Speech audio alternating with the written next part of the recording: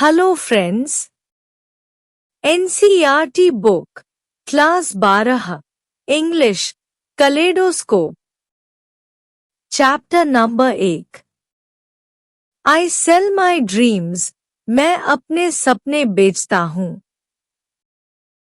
Gabriel Garcia Marquez was brought up by his grandparents in northern Colombia because his parents were poor and struggling.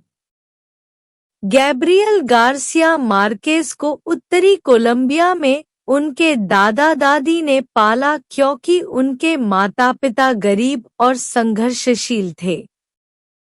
A novelist, short story writer and journalist. वह एक उपन्यासकार, लघु कथा लेखक और पत्रकार हैं. He is widely considered the greatest living Latin American master of narrative. और उन्हें व्यापक रूप से जीवित लैटिन अमेरिकी कथा के सबसे बड़े मास्टर के रूप में माना जाता है. Marquez won the Nobel Prize in Literature in 1982. Marquez ने 1982 में साहित्य का नोबेल पुरस्कार जीता. His two masterpieces are 100 Years in Solitude, 1967 to 1970 and Love in the Time of Cholera, 1985 to 1988. उनके दो उत्कृष्ट कृतियां 100 Years in Solitude और Love in the Time of Cholera है. His themes are violence, solitude, and the overwhelming human need for love. उनके विषय हिंसा, एकांत और प्यार की अत्यधिक मानवीय आवश्यकता है. This story reflects, like most of his works. यह कहानी जैसे उनके अधिकांश कार्यों में high point in Latin American magical realism. Latin अमेरिकी जादुई यथार्थवाद में एक उच्च बिंदु को दर्शाती है. It is rich and lucid, mixing reality with fantasy. यह समृद्ध और स्पष्ट है, वास्तविकता और कल्पना को मिलाती है. One morning at 9 o'clock. एक सुबह 9 बजे. While we were having breakfast on the terrace of the Havana Riviera Hotel under bright sun. जब हम हवाना रिवेरा होटल की छत पर उजाले में नाश्ता कर रहे थे. A huge wave picked up several cars that were driving down the avenue along the seawall or parked on the pavement. एक बड़ी लहर ने कई कारों को उठाकर सड़क से बहा दिया या फुटपाथ पर खड़ी कर दी. And embedded one of them in the side of the hotel. और उनमें से एक को होटल की दीवार में धंसा दिया. It was like an explosion of dynamite that sowed panic on all 20 floors of the building. यह डायनामाइट के विस्फोट जैसा था जिसने इमारत के सभी 20 मंजिलों में दहशत फैला दी. And turned the great entrance window to dust. और मुख्य प्रवेश खिड़की को धूल में बदल दिया. The many tourists in the lobby were thrown into the air along with the furniture. Lobby में कई पर्यटकों को फर्नीचर के साथ हवा में उछाल दिया गया. And some were cut by the hailstorm of glass. और कुछ कांच की ओलों से कट गए. The wave must have been immense. लहर निश्चित रूप से विशाल रही होगी. Because it leaped over the wide two-way street between the seawall and the hotel. क्योंकि यह समुद्र की दीवार और होटल के बीच चौड़ी सड़क को पार कर गई. and still had enough force to shatter the window. और खिड़की को तोड़ने के लिए पर्याप्त ताकत थी. The cheerful Cuban volunteers, with the help of the fire department, picked up the debris in less than 6 hours. हंसमुख क्यूबाई स्वयंसेवकों ने फायर डिपार्टमेंट की मदद से 6 घंटे से भी कम समय में मलबा उठा लिया. And sealed off the gate to the sea and installed another. और समुद्र के द्वार को बंद कर दिया और दूसरा द्वार स्थापित कर दिया. And everything returned to normal. और सब कुछ सामान्य हो गया. During the morning nobody worried about the car encrusted in the wall. सुबह के दौरान दीवार में फंसी कार के बारे में किसी ने चिंता नहीं की. For people assumed it was one of those that had been parked on the pavement. क्योंकि लोगों ने सोचा कि यह उन्हीं में से एक थी जो फुटपाथ पर खड़ी थी. But when the crane lifted it out of its setting, लेकिन जब क्रेन ने इसे उसकी जगह से उठाया, the body of a woman was found secured behind the steering wheel by a seat belt. तो एक महिला का शव सीट बेल्ट से स्टीयरिंग व्हील पर जकड़ा हुआ पाया गया. The blow had been so brutal that not single one of her bones was left whole. चोट इतनी भयानक थी कि उसकी एक भी हड्डी सही सलामत नहीं बची थी. Her face was destroyed, her boots had been ripped apart. उसका चेहरा बर्बाद हो गया था, उसके जूते फट गए थे. And her clothes were in shreds. और उसके कपड़े चिथड़े हो गए थे. She wore a gold ring shaped like serpent, with emerald eyes. उसने एक सोने की अंगूठी पहनी थी जो सांप के आकार की थी, और जिसमें पन्ना की आंखें थी. The police established that she was the housekeeper for the new Portuguese ambassador and his wife. Police ने पुष्टि की कि वह नए पुर्तगाली राजदूत और उनकी पत्नी की गृहिणी थी. She had come to Havana with them 2 weeks before and had left that morning for the market. वह 2 सप्ताह पहले उनके साथ हवाना आई थी और उस सुबह बाजार के लिए निकली थी. Driving a new car. एक नई कार चलाते हुए. Her name meant nothing to me when I read it in the newspaper. जब मैंने इसे अखबार में पढ़ा तो उसका नाम मेरे लिए कोई मायने नहीं रखता था. But I was intrigued by the snake ring and its emerald eyes. लेकिन मैं सांप की अंगूठी और उसकी पन्ना जैसी आंखों से मोहित था. I could not find out, however, on which finger she wore it. हालांकि मैं यह पता नहीं लगा सका कि उसने इसे किस उंगली में पहना था. This was crucial piece of information, because I feared she was an unforgettable woman whose real name I never knew. यह एक महत्वपूर्ण जानकारी थी, क्योंकि मुझे डर था कि वह एक अविस्मरणीय महिला थी जिसका असली नाम मैंने कभी नहीं जाना. And who wore a similar ring on her right forefinger.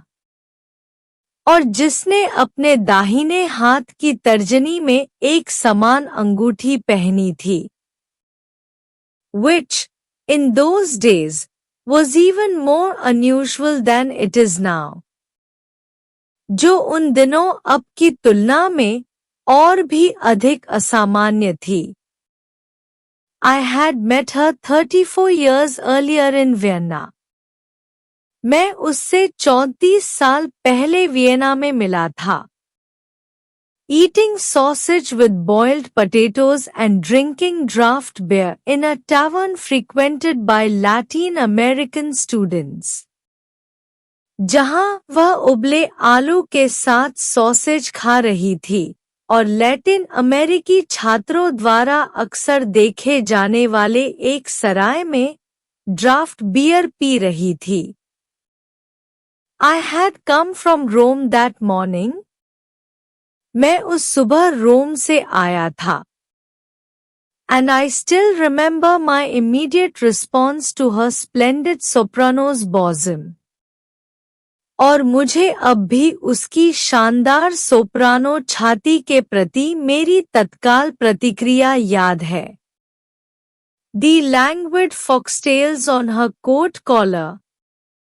उसके कोट कॉलर पर ढीले फॉक्सटेल्स।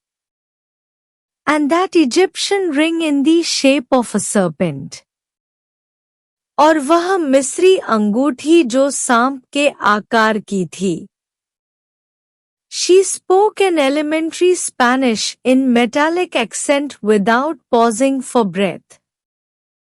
वह बिना सांस रोके एक धात्विक लहजे में प्रारंभिक स्पेनिश बोल रही थी। And I thought she was the only Austrian at the long wooden table. और मैंने सोचा कि वह लंबी लकड़ी की मेज पर अकेली ऑस्ट्रियाई थी। But no, she had been born in Colombia. लेकिन नहीं, वह कोलंबिया में पैदा हुई थी। And had come to Austria between the wars. When she was little more than a child. और युद्धों के बीच ऑस्ट्रिया आई थी, जब वह एक बच्चे से थोड़ी बड़ी थी। To study music and voice. संगीत और गायन का अध्ययन करने के लिए। She was about 30. वह लगभग 30 साल की थी। And did not carry her years well, for she had never been pretty.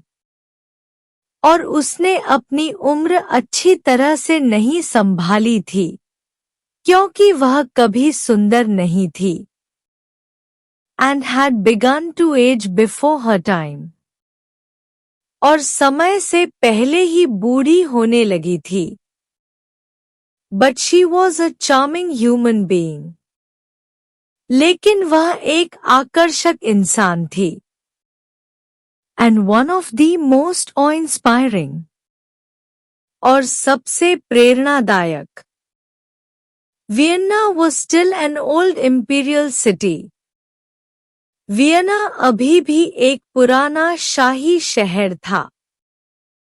Whose geographical position between the two irreconcilable worlds left behind by the Second World War.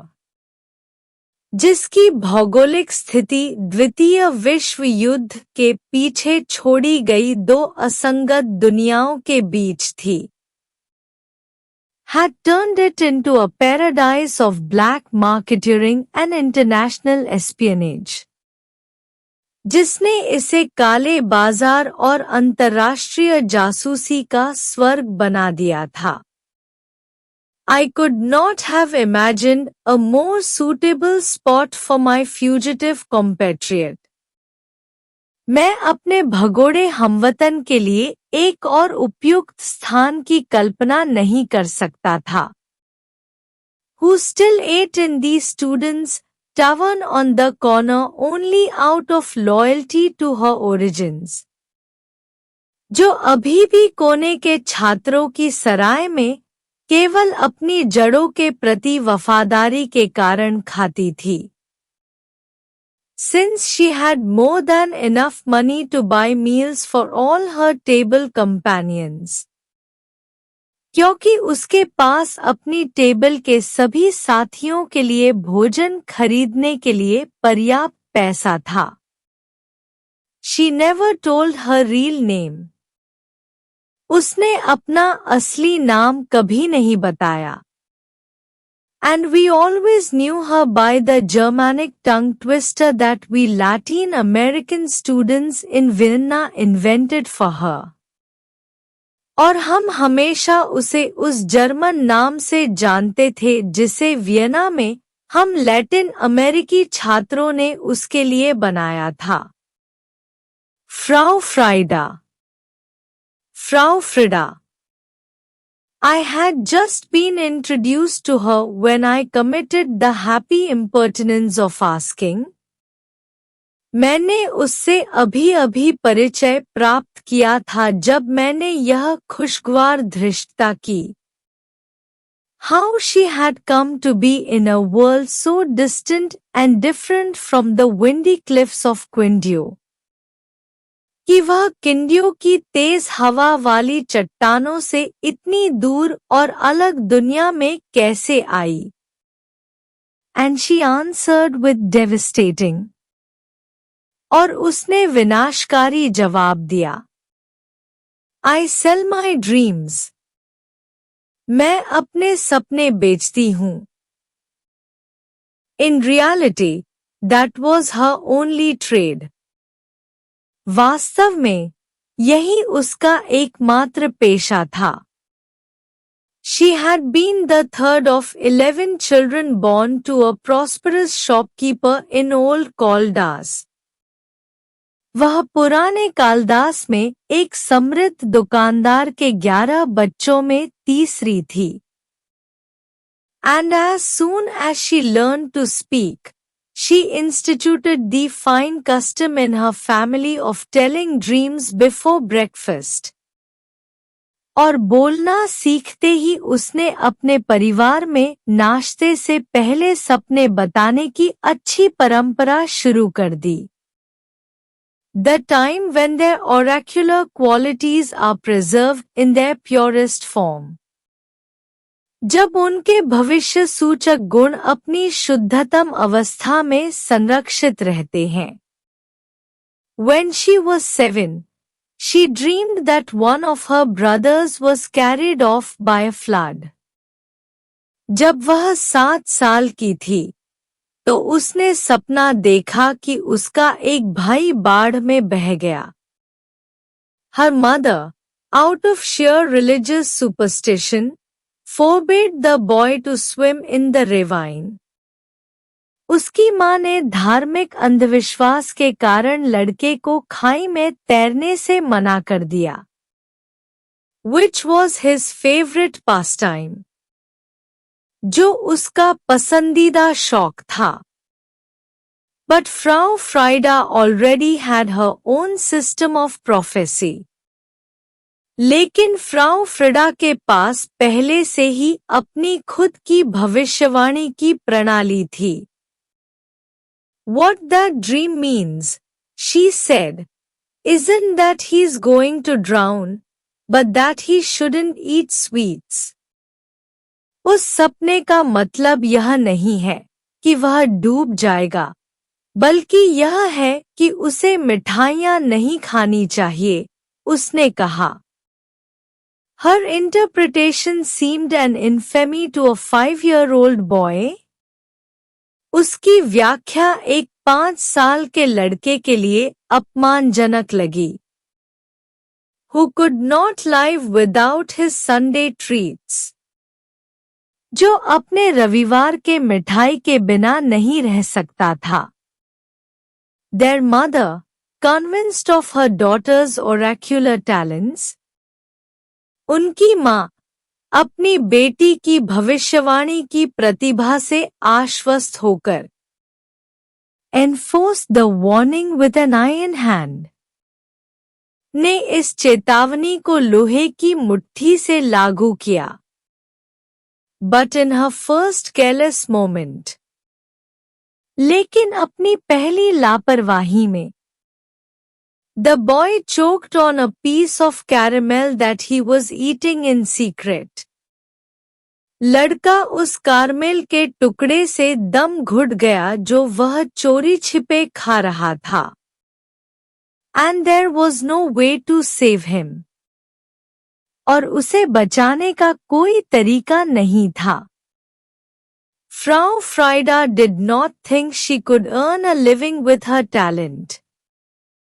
Frau फ्रिडा को नहीं लगा कि वह अपनी प्रतिभा से जीवनयापन कर सकती है. Until life caught her by the throat during the cruel Venus winters. जब तक कि क्रूर वियनी सर्दियों के दौरान जीवन ने उसे गला पकड़ लिया. Then she looked for work at the first house where she would have liked to live. फिर उसने उस पहले घर में काम की तलाश की जहां वह रहना चाहती थी. And when she was asked what she could do, she told only the truth, I dream. और जब उससे पूछा गया कि वह क्या कर सकती है, तो उसने केवल सच बताया, मैं सपने देखती हूँ.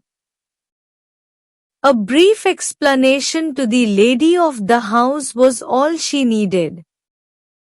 घर की मालकिन को संक्षिप्त व्याख्या देना ही पर्याप्त था. And she was hired at salary that just covered her minor expenses. और उसे इतनी तनख्वाह पर रखा गया जो उसकी मामूली खर्चों को ही पूरा कर सके. But she had a nice room and 3 meals day, breakfast in particular. लेकिन उसके पास एक अच्छा कमरा था और दिन में 3 भोजन, खासकर नाश्ता.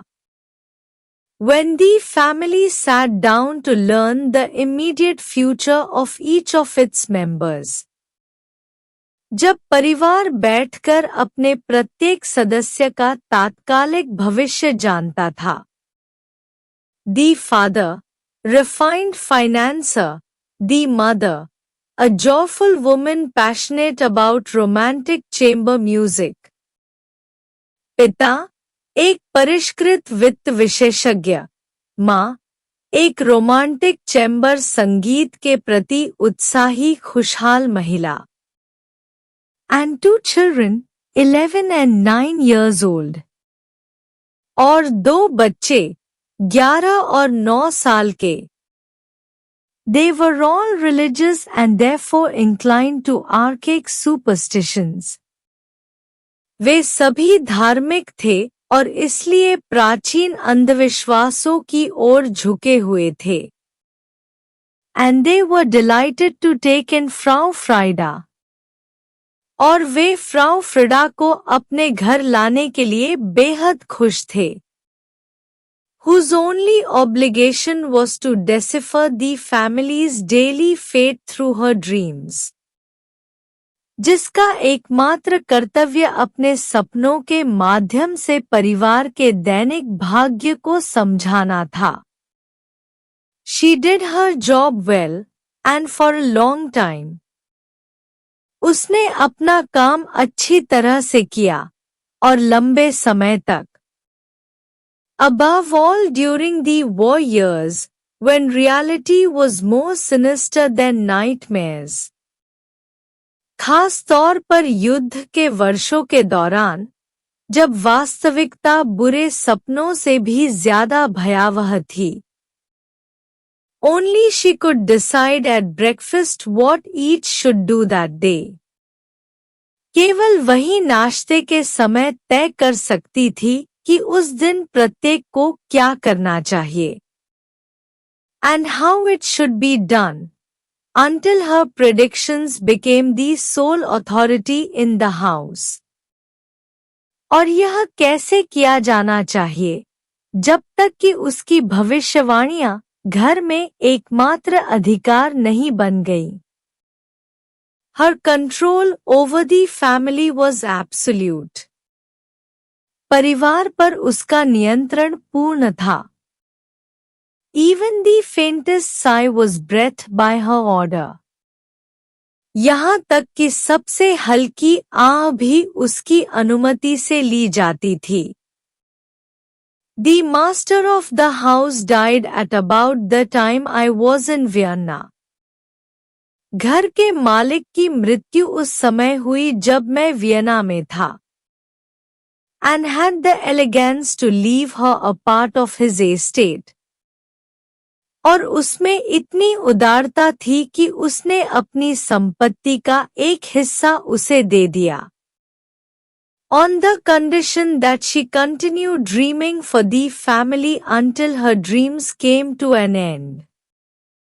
इस शर्त पर कि वह परिवार के लिए तब तक सपने देखती रहेगी जब तक उसके सपने खत्म न हो जाएं।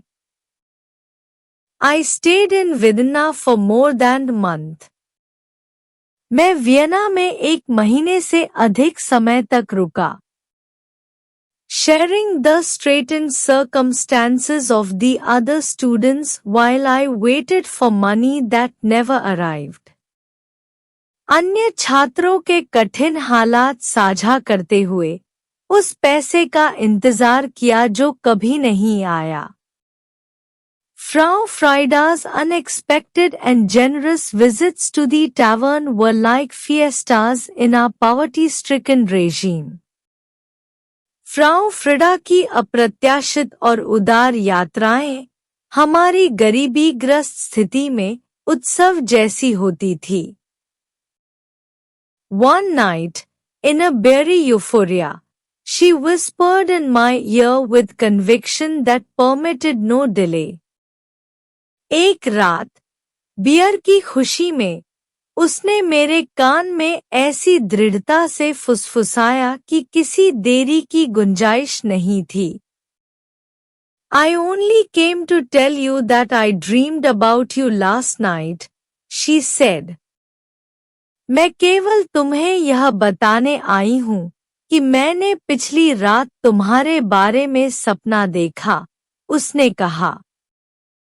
You must leave right away and not come back to Vienna for 5 years. तुम्हें तुरंत निकल जाना चाहिए और 5 साल तक वियना वापस नहीं आना चाहिए। Her conviction was so real that I boarded the last train to Rome that same night. उसकी दृढ़ता इतनी वास्तविक थी कि मैंने उसी रात आखिरी ट्रेन से रोम के लिए टिकट ले लिया। As for me, I was so influenced by what she said that from then on I considered myself a survivor of some catastrophe I never experienced. जहाँ तक मेरा सवाल था, मैं उस पर इतनी प्रभावी हुआ कि तब से मैंने खुद को किसी आपदा का जीवित बचा हुआ मान लिया, जिसे मैंने कभी अनुभव नहीं किया था। I still have not returned to Vienna. मैं अब तक वियना नहीं लौटा। Before the disaster in Havana, I had seen Frau Frieda in Barcelona in so unexpected and fortuitous way that it seemed a mystery to me. हवाना में आपदा से पहले, मैंने फ्राउ फ्रिडा को बार्सिलोना में इस तरह अप्रत्याशित और संयोग से देखा कि यह मेरे लिए एक रहस्य सा लग रहा था। It happened on the day Pablo Neruda stepped on Spanish soil for the first time since the Civil War. यह उस दिन हुआ जब पाब्लो नेरुडा ने गृहयुद्ध के बाद पहली बार स्पेनी धरती पर कदम रखा। On a stopover during long sea voyage to Valparaiso. वह वालपाराइसो की लंबी समुद्री यात्रा के दौरान एक पड़ाव पर थे। He spent a morning with us hunting big game in the second-hand bookstores. उसने हमारे साथ एक सुबह सेकंड हैंड किताबों की दुकानों में बड़े शिकार की तरह समय बिताया। And at Porter he bought an old, dried-out volume with a torn binding for which he paid what would have been his salary for 2 months at the consulate in Rangoon. और पोर्टर में उसने एक पुरानी, सूखी हुई किताब खरीदी, जिसकी कवर फटी हुई थी, और उसने उसके लिए उतनी कीमत चुकाई जो रंगून में कांसुलेट में उसकी 2 महीने की तनख्वाह होती। He moved through the crowd like an invalid elephant. वह भीड़ में एक बीमार हाथी की तरह घूमा। With child's curiosity in the inner workings of each thing he saw. उसकी आंखों में हर चीज के अंदर के कामकाज के लिए एक बच्चे जैसी जिज्ञासा थी। For the world appeared to him as an immense wind-up toy with which life invented itself. क्योंकि दुनिया उसे एक विशाल घुमावदार खिलौने की तरह लगती थी, जिसके साथ जीवन ने खुद को आविष्कृत किया था। I have never known anyone closer to the idea one has of Renaissance Pope. मैंने कभी किसी को रेनेसांस काल के पोप के विचार से अधिक नजदीक नहीं जाना। He was gluttonous and refined.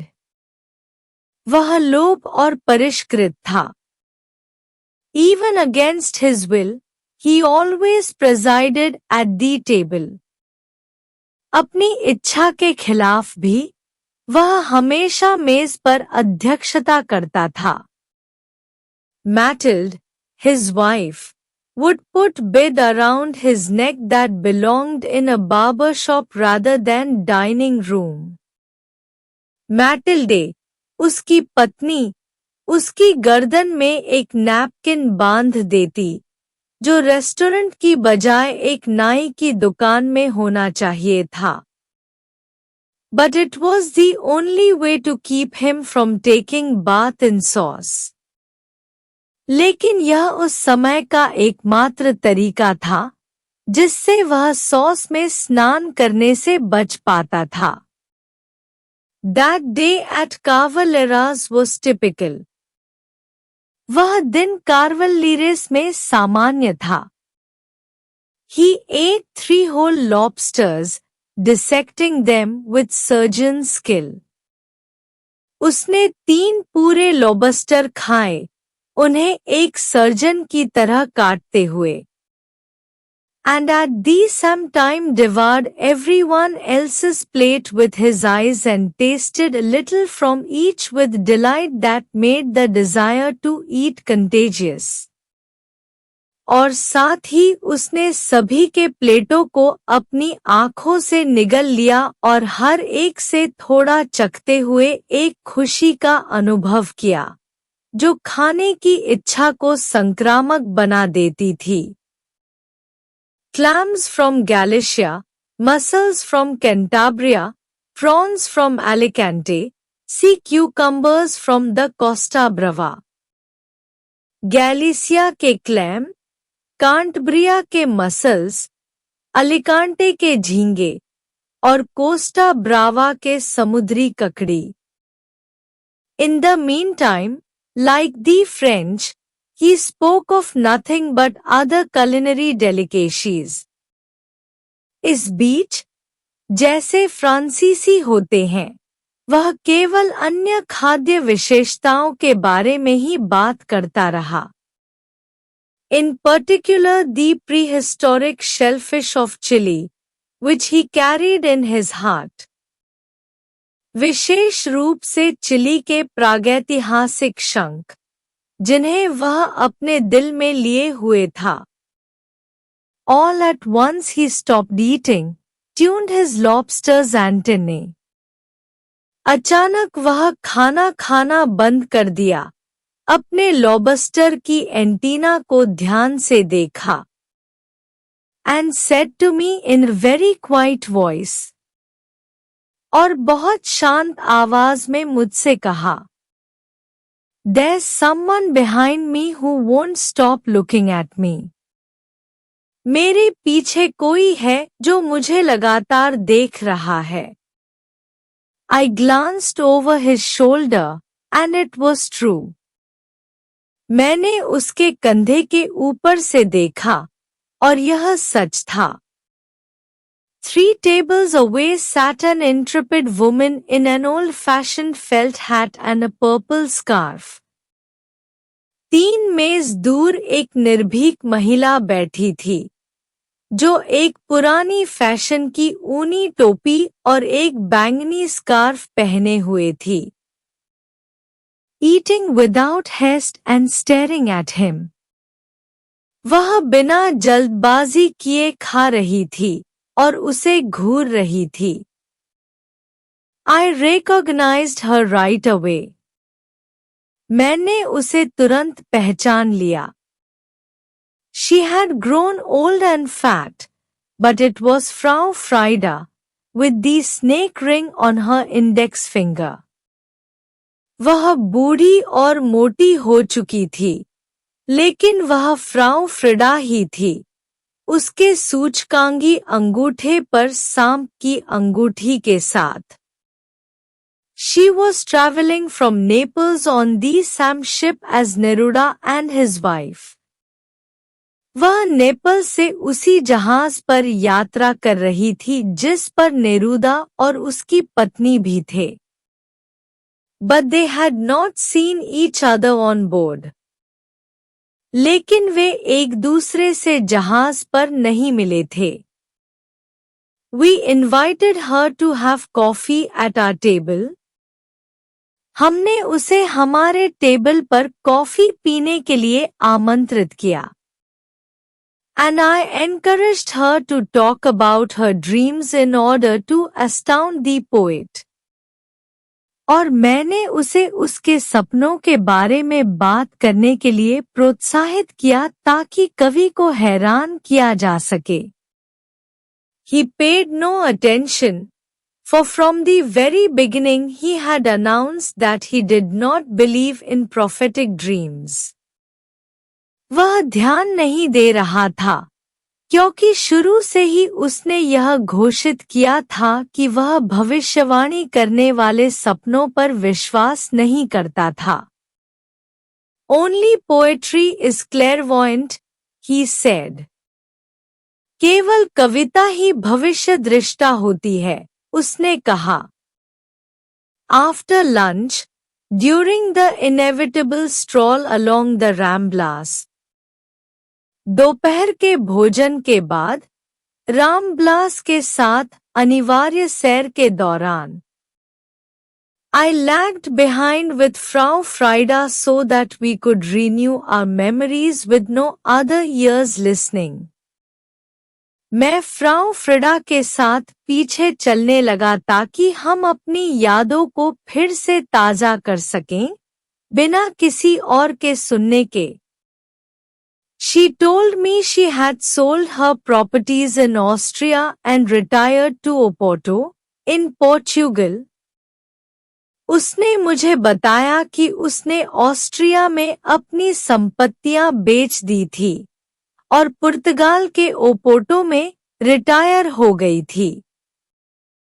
Where she lived in house that she described as a fake castle on hill. जहां वह एक घर में रहती थी, जिसे उसने एक पहाड़ी पर एक नकली किला बताया. From which one could see all the way across the ocean to the Americas. जिससे एक ओर तक महासागर पार, अमेरिका तक दिखाई देता था. Although she did not say so, her conversation made it clear that, dream bye dream. हालांकि उसने ऐसा नहीं कहा, उसकी बातचीत ने यह साफ कर दिया कि सपना दर सपना. She had taken over the entire fortune of her ineffable patrons in Vienna. उसने वियना में अपने अवर्णनीय संरक्षकों की पूरी संपत्ति को अपने कब्जे में ले लिया था. That did not surprise me, however, because I had always thought her dreams were no more than a stratagem for surviving. हालांकि मुझे यह कोई हैरानी नहीं हुई, क्योंकि मैंने हमेशा सोचा था कि उसके सपने केवल जीवित रहने के लिए एक चाल थे। And I told her so. और मैंने उसे ऐसा ही कहा। She laughed her irresistible laugh. वह अपनी अपरिहार्य हंसी में हंसी। You're as impudent as ever, she said. तुम हमेशा की तरह बेहया हो, उसने कहा। And said no more, because the rest of the group had stopped to wait for Neruda to finish talking in Chilean slang to the parrots along the Rambala de los Pajaros. और कुछ नहीं कहा, क्योंकि बाकी समूह ने Neruda का इंतजार किया था, जो रामबला दे लॉस पाजारोस में तोतों से चिली की स्लैंग में बात कर रहा था। When we resumed our conversation, Frau Frida changed the subject. जब हमने अपनी बातचीत फिर से शुरू की, फ्राउ फ्रिडा ने विषय बदल दिया। By the way, she said, you can go back to Vienna now. वैसे, उसने कहा, अब तुम वियना वापस जा सकते हो। Only then did I realize that 13 years had gone by since our first meeting. तभी मुझे एहसास हुआ कि हमारी पहली मुलाकात से 13 साल बीत चुके थे। Even if your dreams are false, I'll never go back, I told her. Just in case. अगर तुम्हारे सपने झूठे भी हैं, तो मैं कभी वापस नहीं जाऊंगा, मैंने उसे कहा। सिर्फ एहतियात के तौर पर। At 3 o'clock we left her to accompany Neruda to his sacred siesta. 3 बजे हम उसे छोड़कर नेरुदा को उसकी पवित्र सी में साथ देने चले गए, which he took in a house after solemn preparations that in some way recalled the Japanese tea ceremony. जिसे वह हमारे घर में गंभीर तैयारियों के बाद लेते थे, जो किसी न किसी तरीके से जापानी चाय समारोह की याद दिलाते थे। Some windows had to be opened and others closed to achieve the perfect degree of warmth. कुछ खिड़कियां खोली जानी चाहिए थी और कुछ बंद की जानी चाहिए थी, ताकि उचित गर्मी का स्तर प्राप्त हो सके। And there had to be certain kind of light from certain direction and absolute silence. और एक विशिष्ट दिशा से एक विशेष प्रकार की रोशनी होनी चाहिए थी, और पूरी तरह से शांति होनी चाहिए थी। Neruda fell asleep right away and woke 10 minutes later, as children do, when we least expected it. Neruda तुरंत सो गए और 10 मिनट बाद, जैसे बच्चे करते हैं, जब हम लीस्ट उम्मीद नहीं करते थे, वह जाग गए। He appeared in the living room refreshed, and with the monogram of the pillowcase imprinted on his cheek. वह लिविंग रूम में ताजगी से दिखाई दिए, और उनके गाल पर तकिए की सिलाई का मोनोग्राम बना हुआ था। I dreamed about that woman who dreams, he said. मैंने उस महिला के बारे में सपना देखा, जो सपने देखती है, उसने कहा। Mathilde wanted him to tell her his dream. मातिल्दे चाहती थी कि वह उन्हें अपना सपना बताए। I dreamed she was dreaming about me, he said. मैंने सपना देखा कि वह मेरे बारे में सपना देख रही थी, उसने कहा। That's right out of Borges, I said. यह तो बोर्गे से सीधा है, मैंने कहा। He looked at me in disappointment. वह मुझसे निराश होकर देखने लगे। Has he written it already? क्या उसने इसे पहले ही लिख दिया है?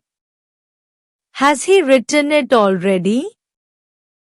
क्या उसने इसे पहले ही लिख दिया है? If he hasn't, he'll write it sometime, I said.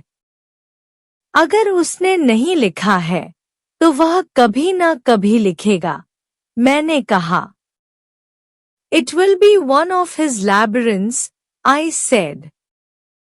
यह उसके किसी भूल भुलैया का हिस्सा होगा, मैंने कहा। He looked at me in disappointment. वह मुझसे निराश होकर देखने लगे। Has he written it already? क्या उसने इसे पहले ही लिख दिया है? Well, if he hasn't, he'll write it sometime, I said again. अगर उसने नहीं लिखा है, तो वह कभी ना कभी लिखेगा, मैंने फिर से कहा। As soon as he boarded the ship at 6 that evening, Neruda took his leave of us. जैसे ही उसने उस शाम 6 बजे जहाज पर चढ़ाई की, नेरुदा ने हमसे विदा ली। Sat down at an isolated table. वह एक एकांत टेबल पर बैठ गए। And began to write fluid verses in the green ink he used for drawing flowers and fish and birds when he dedicated his books. और अपनी हरी स्याही में तरल छंद लिखने लगे, जिसका वह अपने किताबों को समर्पित करते समय फूलों, मछलियों और पक्षियों के चित्र बनाने में इस्तेमाल करते थे। At the first, all ashore, we looked for Frau Frida. पहली ऑल एशोर के समय हमने फ्राउ फ्रिडा को ढूंढा।